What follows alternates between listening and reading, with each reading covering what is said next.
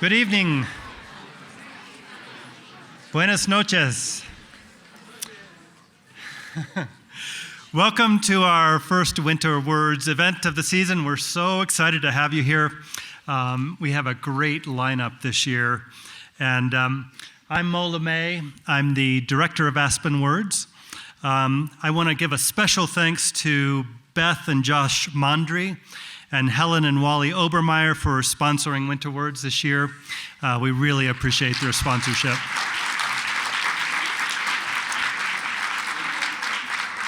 I would also like to thank our grantors, sponsors, and media partners, the City of Aspen, Les Dames de Aspen, the Thrift Shop of Aspen, the Aspen Times, Aspen Public Radio, and a new sponsor, Coldwell Banker Mason Morse. So we're very grateful for their support. And a special thanks to Isbarian Rug Company, the Aspen Skiing Company, and Frias Properties of Aspen for housing Juan Herrera and his family. And a big thank you to Alex and her team at Aspen Peak for hosting our member reception tonight at the Gonzo Gallery. Should be a lot of fun, in conjunction with English in Action.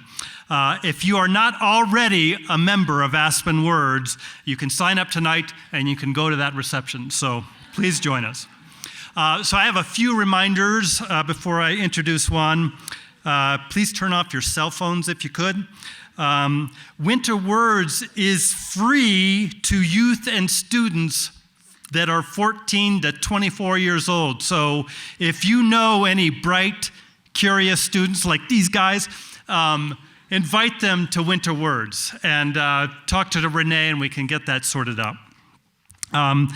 Next up this season, we have a season of poet laureates, Pulitzer Prize winners. The next is Alison Bechdel and Beth Malone on January 27th. Beth is the star of the Tony Award-winning musical on Alison Bechdel's graphic novel, Fun Home. And of course, you've probably seen Beth on stage here, and she is just an utter delight. So I think that event will sell out. Please come and get your tickets.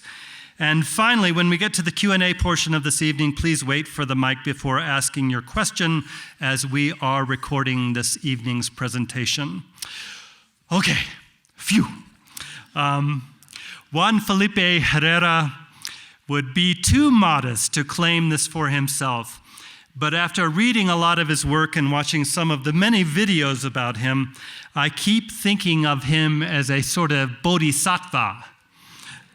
And if you don't know what that is, that's a being that compassionately refrains from entering nirvana, from entering heaven, in order to save others. He's here to save us tonight. For me, it's hard not to be undone by Juan, by your gentleness, which is held in such a light and humorous way. Your compassion radiates, man. It's awesome. Yet to read his poem Graphic or his book Senegal Taxi or Border Bus from his most recent work, Notes on the Assemblage, is a harrowing experience. He's an unflinching witness to the struggles of the world's most vulnerable people. But Juan will not be pigeonholed by definitions. He's a prolific poet, he's a performance artist, a novelist, a children's book author, and a teacher and an activist. He uses his prodigious poetic imagination to encompass innumerable facets of experience. He has said, "We readers must be at once oppressor and oppressed." Interesting. Juan's also said, and I'm quoting loosely, and I love this, "It is like there is a new segregation taking place. We've become hardened, crystallized in what we say about each other. Poetry is like the solvent or the rain that softens everything up." I love that. Please, please, in this season of divisive rhetoric, soften us up. So without further ado, I'd like to have you join me in welcoming the most recent California State Poet Laureate and the current 21st Poet Laureate of the United States of America, Juan Felipe Herrera.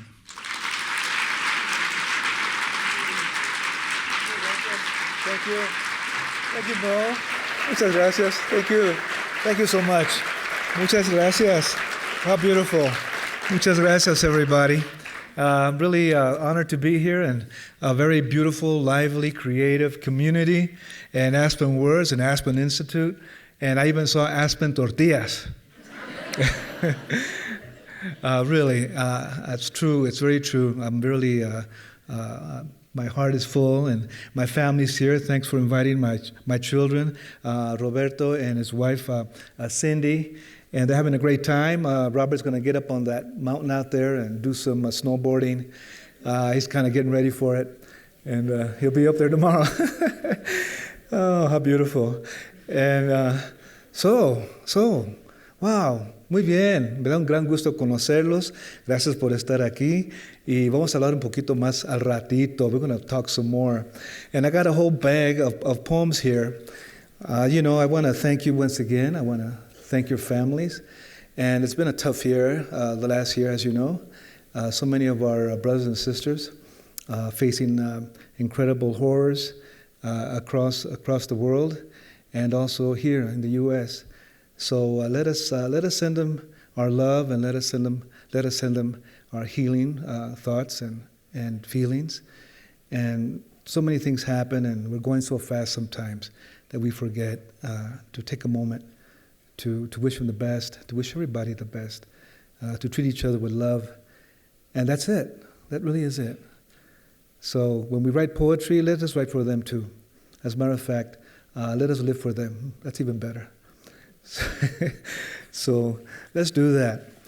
So, before I get into this, it's like a magic show. Before I get in here, before I pull out some magic, or a little rabbit in here, little squirrel. I was thinking of my father. He was born in 1882, 1882. My father was born in 1882, and I was born when he was 66. So he would tell the story of coming to the United States.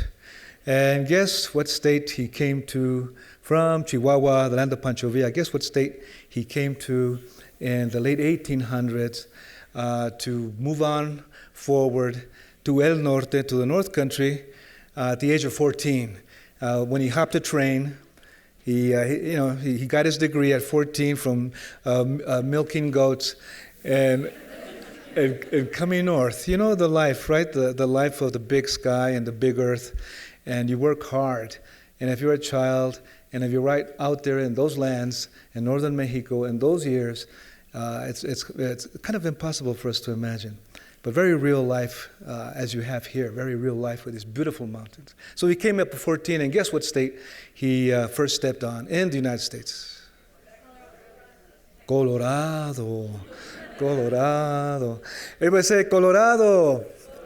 Colorado, and that's what he did. And he came to this country at 14, to this state at 14, and he made it to Denver. The train from Chihuahua is one straight shot from northern Chihuahua all the way to Denver, and it's one line. He got off that train at the age of 14, and it was pretty cold.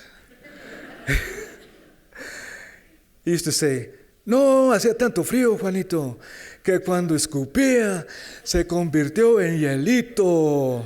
It was so cold when I spit down on the ground, it was tiny little cubes of ice, Juanito." And that's how he began, And he learned English by buying a word for a penny. And of course, he only earned how many pennies in the late 1800s, early 1900s, 1904. I don't know what the pay was, but I'm pretty sure it wasn't $1. So a penny was pretty expensive to buy a word. So he bought words for a penny. And that was his school out in the fields of Colorado, buying words for a penny. And ¿cómo se dice eso? How do you say that en español, en inglés?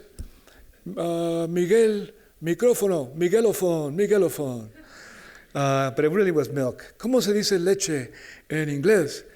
¿Cómo se dice en inglés? Jacinto, how do you say milk in inglés? Milk. So that's the way it was. It's hilarious, but that's our life, word by word, penny by penny. So that's my father, a great pioneer. And my mother, another pioneer. You know, our ancestors are all pioneers. And it's great to realize that. It took me a long time to realize that my parents were pioneers. Since I lived on the outside looking in of society in a way, little trailers, little handmade trailers my father made. He found a car buried on a hill, and he told my mother, Lucha, mira. What, Felipe? Mira ese carro, look at that car. But what about it? It's buried. What do you want to look at that car for? That's almost rusty. It doesn't work. You're never going to even look. You can't even see the steering wheel. No, pues lo voy a levantar. I'm going to raise it up, and I'm going to raise it all the way up, and I'm going to squash it down, and I'm going to build a house on top of it, Lucha, so we can travel. So I can pull it with my army truck, and we're going to have a Winnebago, a Mexicano Winnebago. And that's the house I lived in. It sounds funny. But I lived in a one-room house that my father built on top of a beat-up old car that he found buried on a hill. And it was a very, very modern house because it had a lot of rooms, which was one room. See, that one room was an entertainment center. That one room was a bedroom. That one room was a kitchen. That one room was a guest room. It was a playground. It was a storytelling center. It was a performance artist auditorium. I'm kind of saying it like that, but that's how I saw it as a child. You know, I didn't see it in any other way. So coming here, makes me. It reminds me of those early times, and those were beautiful days. I want to take one more thing up from my magic. I may come back to this, huh? Why don't I just come back to it? Look at this. What is this? I'll come back to it. I'll be here all day doing this. And look at that. Look at all this. Okay. I brought everything out. So thanks once again. It's a big circle to complete. To come to Colorado. My father came here in 1904, earlier most likely. And he bought Words for a Penny. And he learned English. And he became a pioneer. So he taught me in so many ways that he was a pioneer. And I had to battle to find that. I had to battle through all the negative portrayals of Mexicanos. And I had to battle them inside my own being. But times do change. I met a lot of good people in Seattle, a lot of Oaxaqueño artists in Seattle, artistas de Oaxaca. So I'm going to read you a poem based, that kind of comes from the paintings of Fulgencio Lasso, which I recommend that you look up. And I wrote it the way he painted it. Fulgencio left Oaxaca toward el norte. After the art of Fulgencio Lasso, Seattle, Washington, 2014. The eyes, green marble stone of life and death, the chess, and the gamble, the weavings of chalk, of municipio, of fury harp, where we walk a canvas a bit between white and orange, the will of pueblos, and more than anything, the crazy reddish blue of hips and arms, clawed, but you do not see it. The lovers and arms, the secret, puffed bluish tiles.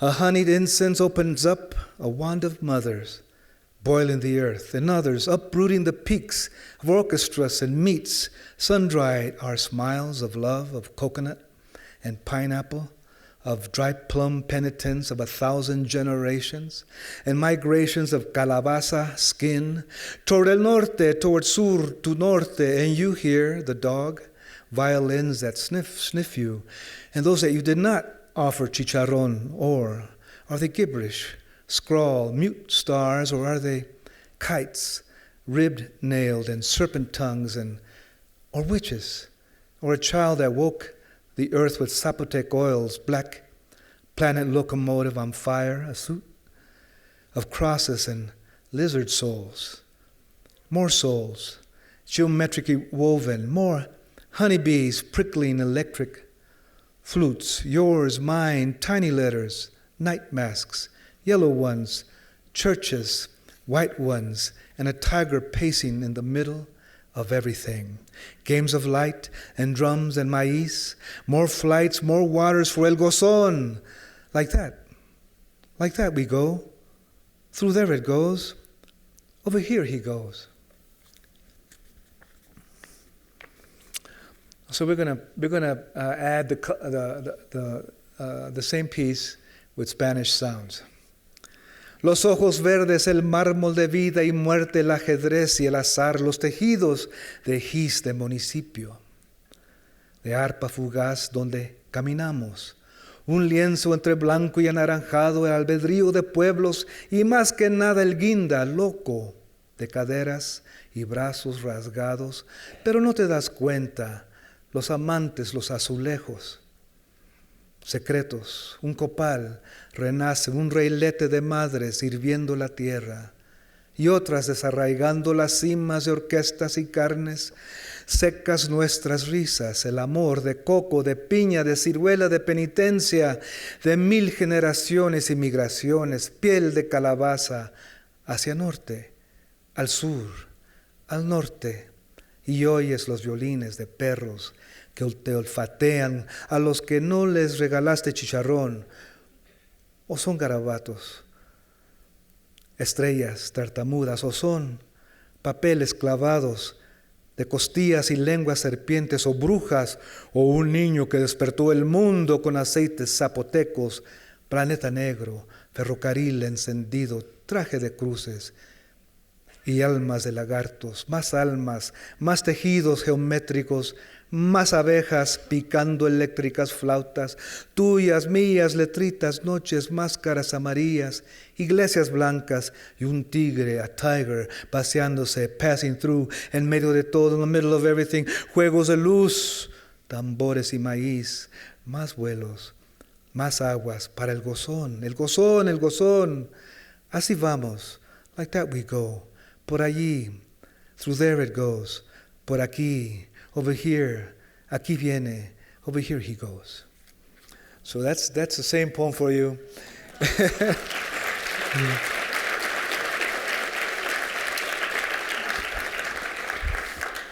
Hey, let's do some trailer words, the kind of words I used to use all the time in la traila. Everybody say trailer in English. Trailer. Everybody say traila. Trailer.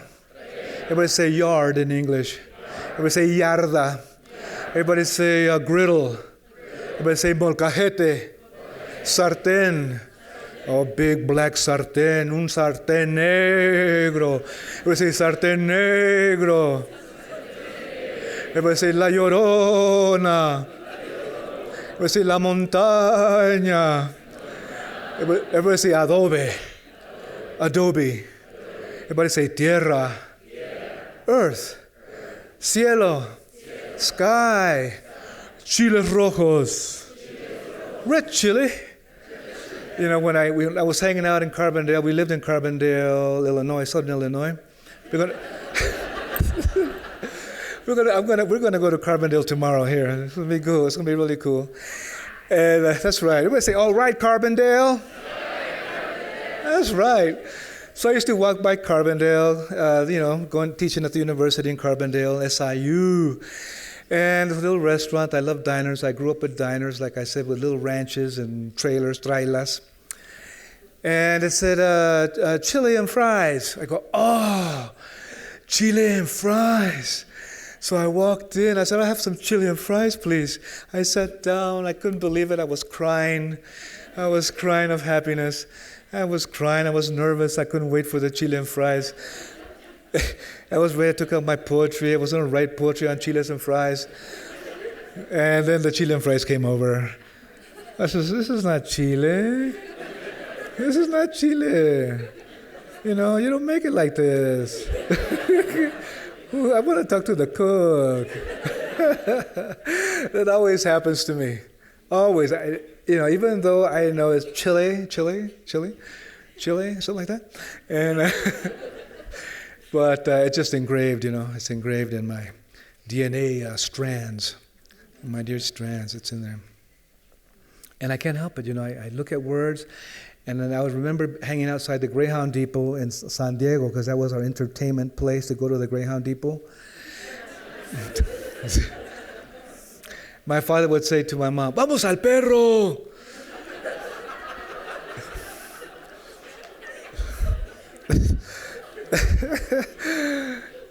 Which means let's go to the Greyhound Depot.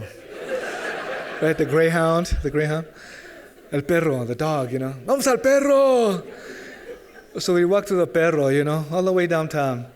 And we'd pass by all the stores. I'm a professional PhD in window shopping. I really am. I know the names. I still remember the names of the watches in the jewelry stores in the 50s. Wittenauer, Hamilton, Elgin, Bulova. And Citizen. We was working on that one a lot. Citizen. And we were at the Greyhound Depot watching people go places. Mira, va a Tijuana. Qué suave. Look, he's going to Tijuana. Va a San Francisco. All right, going to San Francisco. Room for San Francisco Express, room 4B. And go to San Francisco. So I was outside leaning on the door of El Perro, and I saw the words Western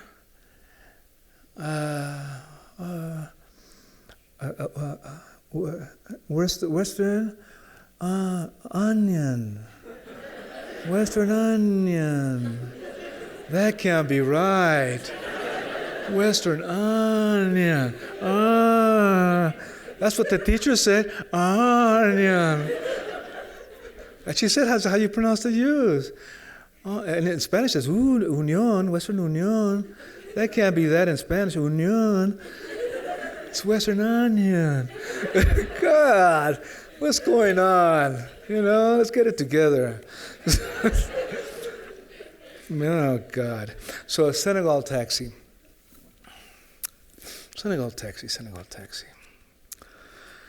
I was in, I got a residency fellowship at the Art Center in Saratoga, south of San Jose, California. And I said, what shall I do? What shall I write? So I decided to write in the voices of those in Darfur that had been massacred and bombed out, and started to, the ones that survived. Children and mothers and children alone. Trying to make it all the way to Senegal, which is the coast. Imagine that journey. Harsh winds, terrible, incredible, not even harsh winds, incredible winds. And incredible heat, and an incredible, impossible journey. And there's people with Kalashnikovs on the way for fun, looking for you. And going to stuff you in a place called a ghost house that you can't get out of, and kill you. So I said, this is something I'm going to write about. So it's called Senegal Taxi. Because one of the children is playing with mud, and he leaves a lot of signs along the way. And these are the signs. These are the mud drawings, as opposed to poems. So I included the voice of the village ant, the voice of the Russian Antonov bomb, the Kalashnikov, and the children, and on. So it begins with the ant. And I enjoyed writing all the voices, because they all make you write differently. So this is the ant. Mud drawing number 1. Wake up, wake up, wake up, wake up, wake up, wake up, wake up, wake up. This is the voice of the, I know, the ant doesn't mess around. The ant's not going to mess around. And the voice of the bomb, Antonov bomb, Russian bombs, way up high, on top of everything else that's happening on the ground, there's bombs. And we've become acquainted with bombs, unfortunately, in our lives, in your generation. Here I go, down below. Here I go, down below. Who sent me? I don't know. Here I go, down below.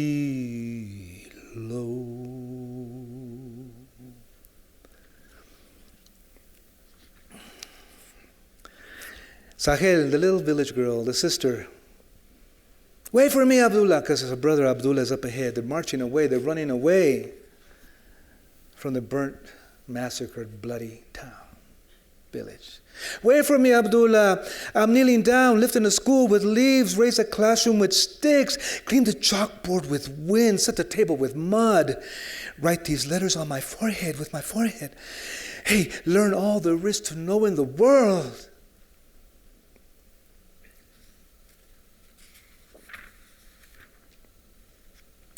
And the Kalashnikov AK-47. How would you write that voice?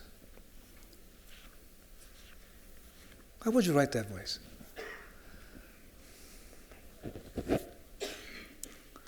So, huh? Sweaty hands, yeah. Sweaty hands and a little bit of Lorca. I want to hopefully give the gun some tenderness. If guns had tenderness, maybe they wouldn't fire. Came down the mountain, saw them grazing cows by the mud wall. Noticed my father, Antonov, burning off their clothes. Came down the mountain and stumbled. On the gravestones of Shukakaro with my grandmothers lay. The grandmothers lay. Before my father met them out in the open, the women dragged their children into a cave.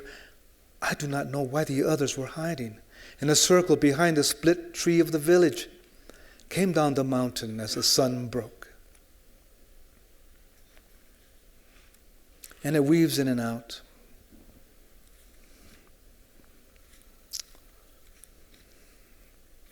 And the ant appears again. And I said, how do I do the ant again? So I figured the ant had a lot of, since they're very fast and they have to have a lot of rhythm, and they're not splurgy. They're not splurgy. They take something small and move it. They move it and they know it. Up close. How close could it be? And leg muscle and hand scab and eye sinew and dust and groin and sweat on nose and green on nose and red from nose and tongue crawl and bird beak and bird eye rot and bee head rock and thorn in back and half fly on back and wings float and hairs burn and tiny worm on baby head and worm again and lice on baby hand and green again and blue cloud on woman belly and blood on black and blood on dog and yellow skin on bone. So these are the voices. And Sahel, the little village girl that wants to learn. Little village girl that wants to learn. All there is to know in the world. I am learning numbers you taught me, Abdullah. Wait for me, wait, I said. 200,000 fled to Chad. Refugees, Abdullah. 200,000 dead. 200,000. 2 million left in fires and dust, Abdullah. 2 million. Abdullah? Like us.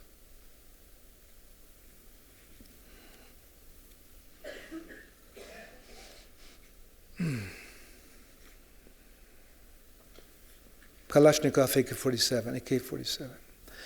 After the ashes cleared, I fell by the stumps of flesh. I heard their whispers and furies. I could not stop listening and peering into them as my master slept.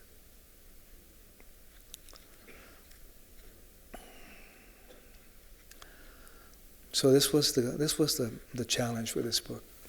I'll read you one more piece from here. It's Abdullah, the village boy with one eye. Because not everybody has clinics and doctors.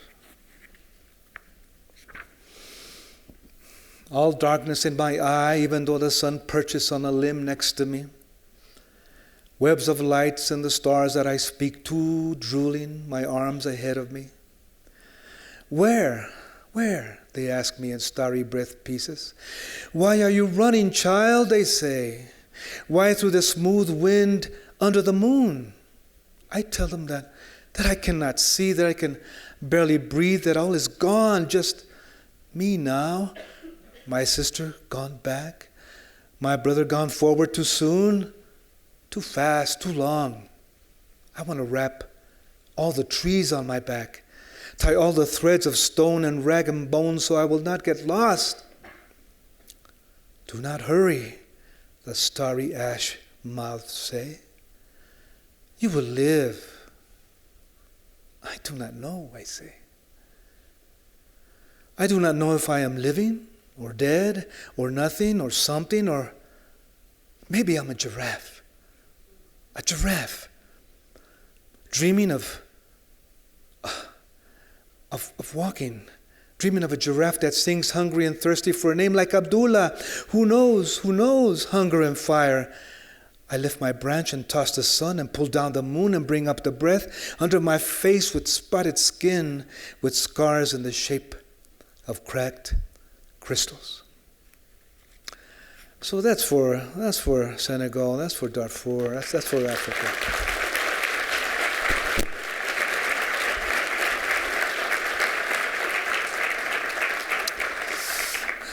You know, and when we write, we think we can't write. And when we write, we think we're not getting it right because it rhymes with right. And then when we write, we think we're just so far away from everything, which we are. And when we write, we say it's never going to go anywhere, even though it's going everywhere. And when we write, we're going to say, yeah, but I really don't know what I'm writing about, even though I think I do. But I really don't. All those are correct on your multiple exam. All those are correct, right? All those are correct. So I ran into a student from a big university in New York City. I went to a big university, Columbia, from the creative writing program, from Senegal. Says, I read your book.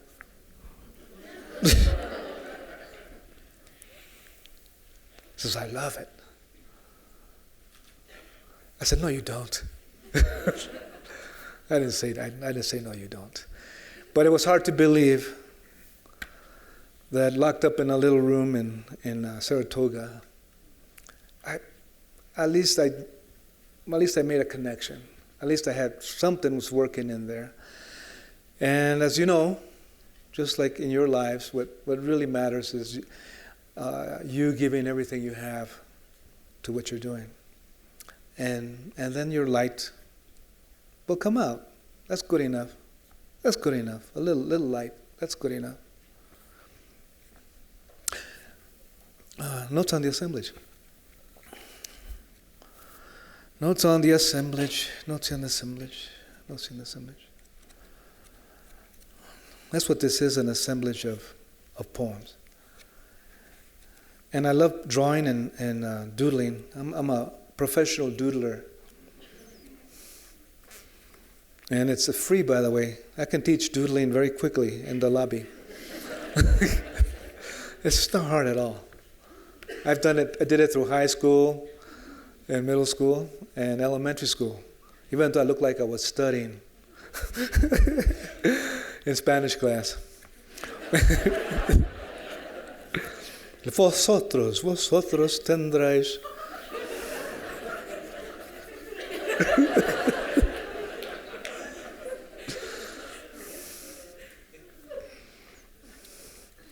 You like vosotros, huh? It's a good form.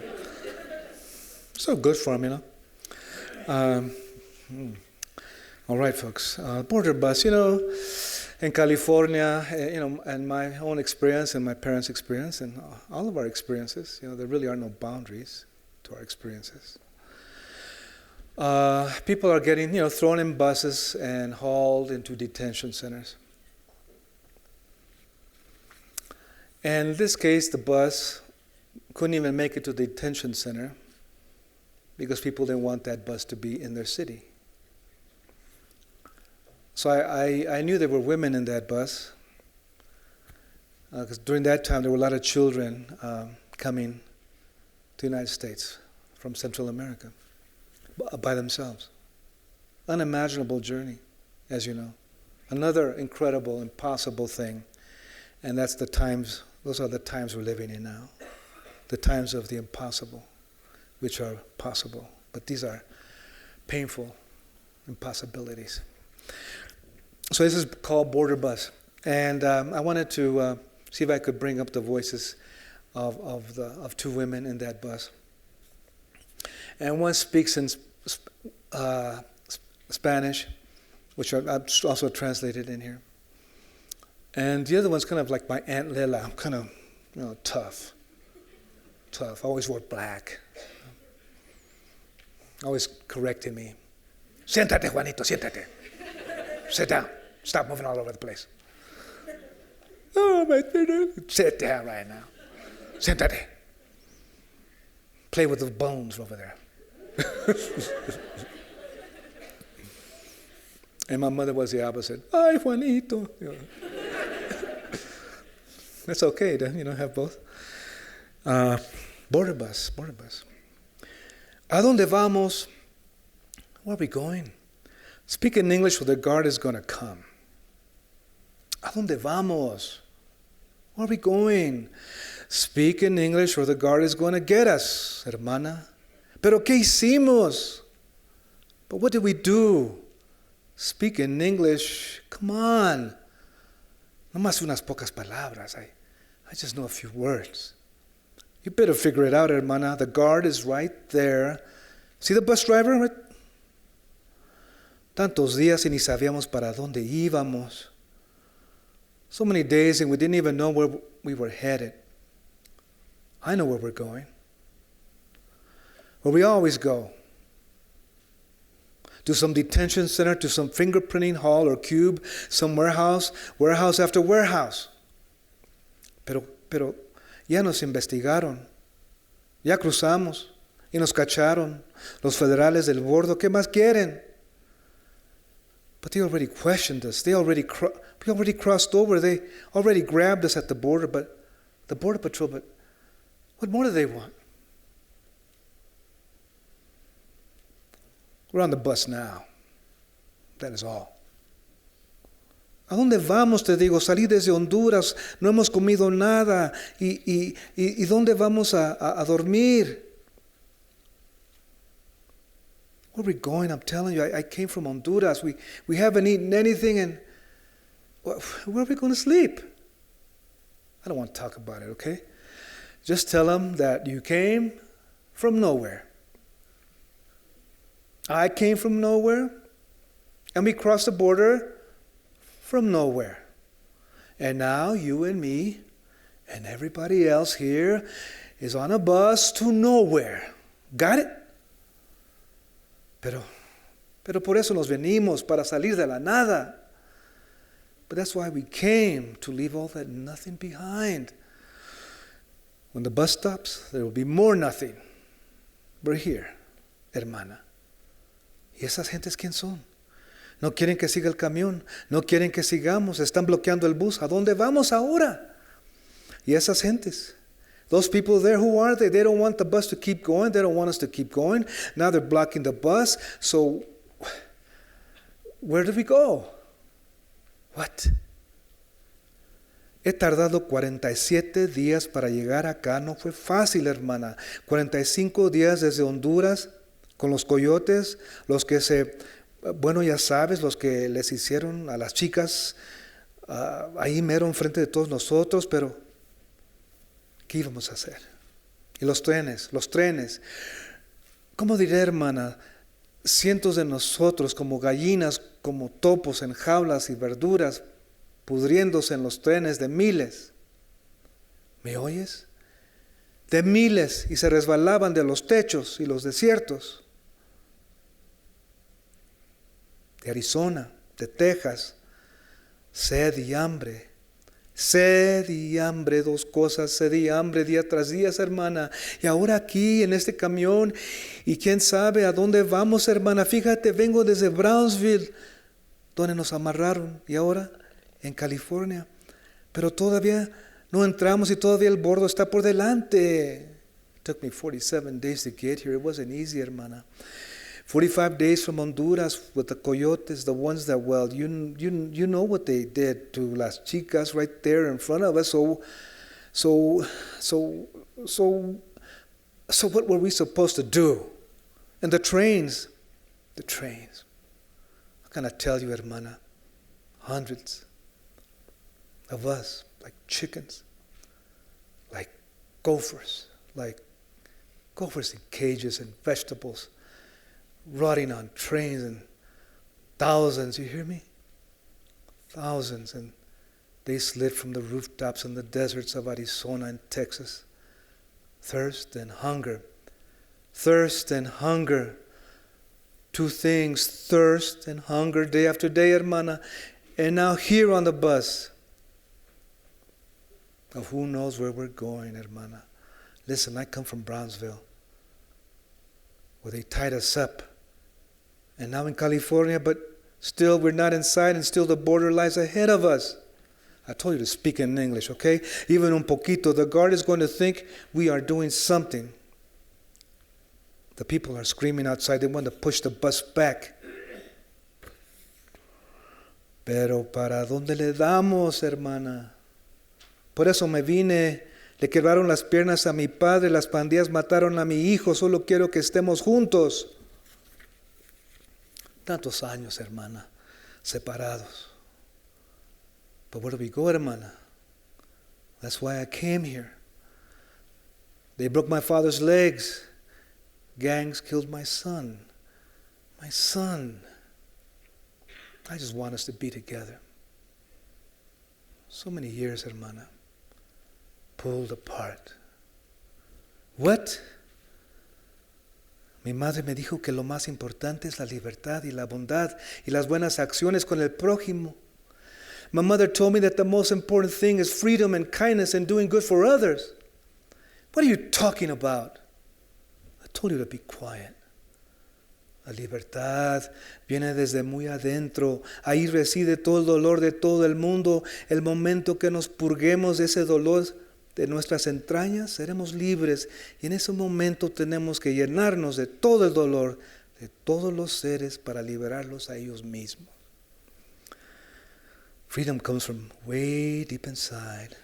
All the pain of the world lives there. The second we cleanse that pain from our guts, we shall be free. And in that moment, we have to fill ourselves up with all the pain of all beings to free them, all of them. But God is coming. Well, now what? Maybe they'll take us to another detention center. We'll eat. We'll have a floor, a blanket, toilets, water, and each other for a while. No somos nada y venimos de la nada. Pero esa nada lo es todo si la nutres de amor, y por eso venceremos. We are nothing and we come from nothing, but that nothing is everything. If you feed it with love, that is why we will triumph. We are everything, hermana, because we come from everything. So that's that. That's that.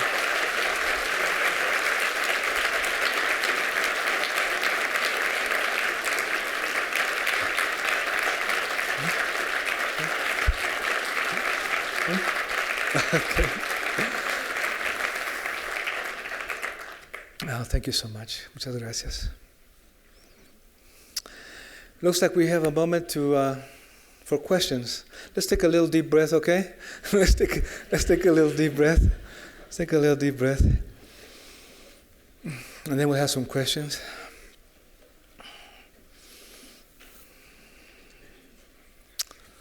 You know, it's good to write. I want you, when you're writing, I want you to just go ahead and write. just go ahead and write. If you start thinking, I can't write, okay, that's cool, but go ahead and write. Okay? Okay? When you're writing, you say, oh, but so what? It's not going to mean anything. Okay, that's cool, but just write. And no, it's going to take forever. Well, that's all right. Just go ahead and write.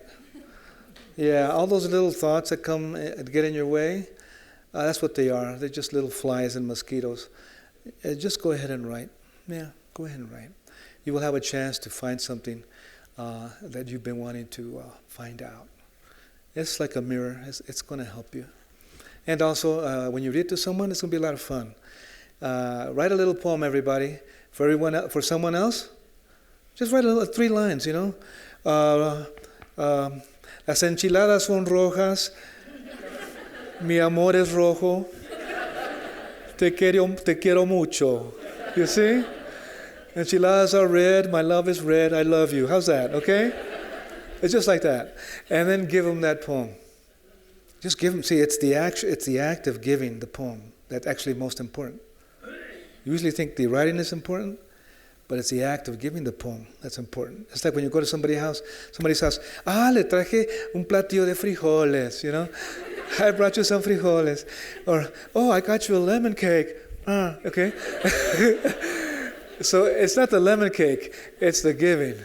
It's the giving, because the lemon cake didn't make it, It's the giving. So write a little poem, 3 lines, give it to somebody.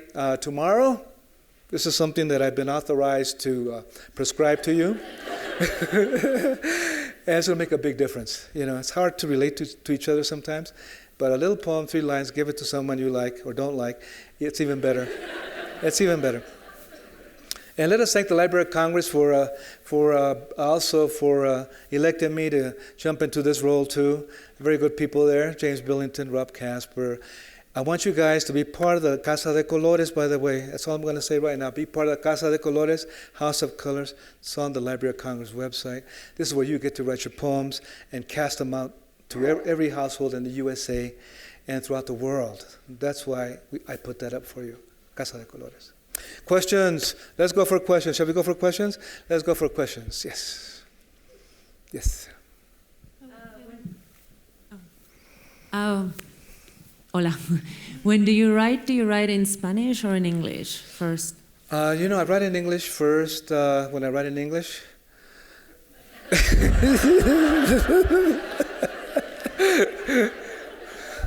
But I know what you're saying.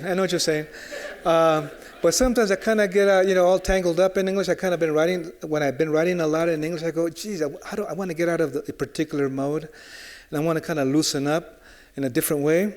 So then I write in Spanish. Like that poem I read on the Fulgencio Lazo with the lagartos and the perro sniffing. I wrote it in Spanish first to let it really rock out. And you see how different it is and how it moves around a lot. So if you want to use it, it's like different instruments. I do that more than not. But I write mostly in English. Yeah. And then when I want to change gears, write something a little different because I'm kind of using those instruments too much, those sounds too much, I'll go to Spanish. Yeah. That's cool. Thank you. Another question? Hey, how are you? Hey. Hi, good to see you. Did you like to read as a child? And if you did, what was your favorite book? I did like to read. Thank you so much. Let's give him a mano.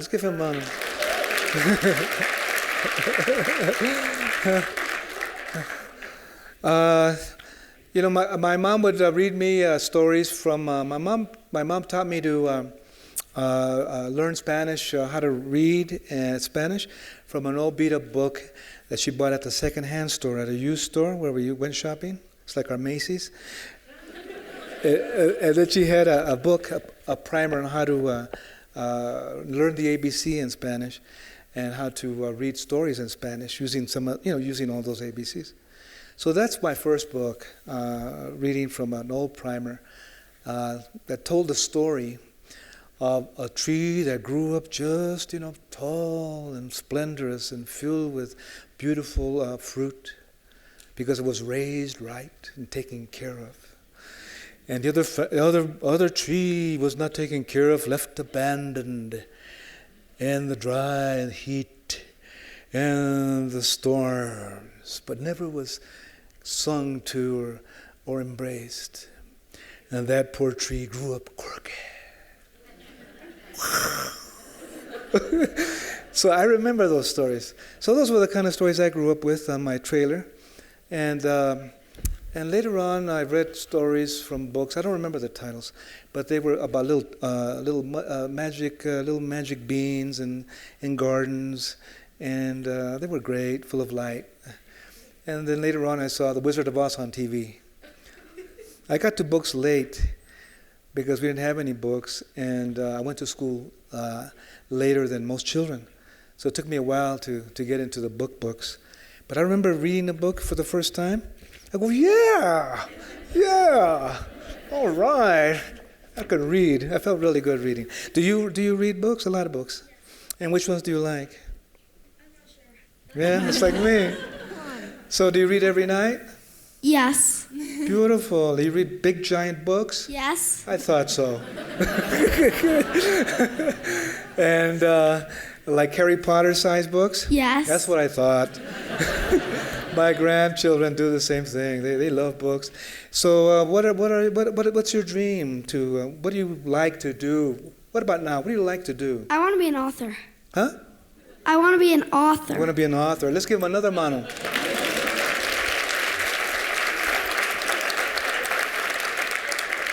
Yeah, you're already an author because you're already speaking up. And when we speak up, we become authors because we're taking charge of our voice. So let's you and me. Can you come up here, please? And can you help me with a microphone? Oh, he has a microphone right there. Okay, come on up here. And let's say hello, okay? Come on up here. Be careful you don't fall over there. Okay. And tell everybody your name. I'm Duncan Shaw. This is Duncan Shaw. And how old are you, Duncan? 10. And Duncan Shaw, at 10 years. What school do you go to? Aspen Country Day School. Beautiful. So now you and I are going to do a laureate of the USA message. We're going to give them a message as a friend and informal member of the Library of Congress, okay? And actually, you are a junior laureate of Aspen, okay? Junior laureate of Aspen. Okay, as junior laureate of Aspen,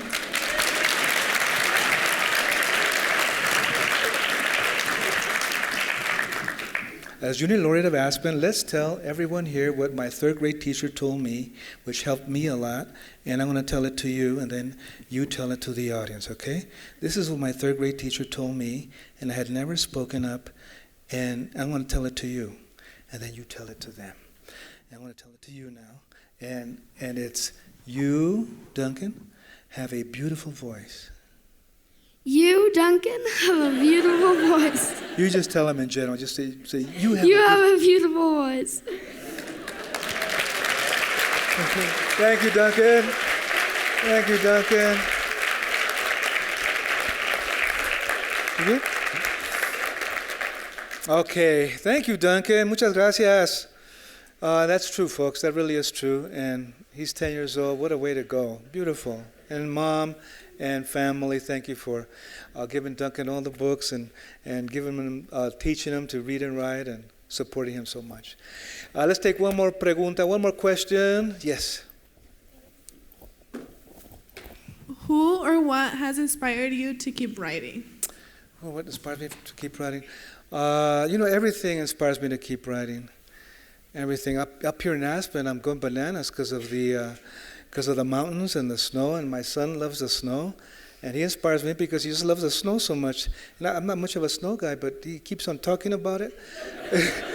So he's inspiring me, and my daughter-in-law, Cindy, she's so cool. And everything inspires me. Children inspire me. Young people inspire me. Those that are students inspire me. Families, people I meet on the street. Everyone and everything. If I started choosing one thing over the other, then that wouldn't really be true inspiration.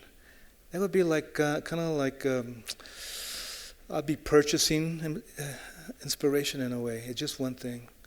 The more we open up our inspiration self. Imagine the way our life can be if we're always inspired. So the more the better. Good question. Good question.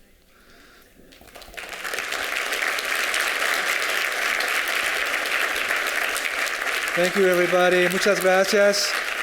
Aspen Words. Thank you, Aspen Words.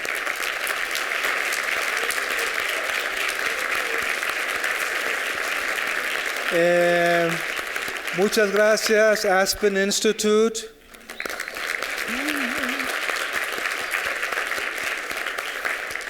Thank you, Library of Congress. Might as well get them in there. And thank you, beautiful mountains and beautiful earth and beautiful people here in Aspen. Everybody. Muchas gracias. Thank you, folks. Thanks, everyone.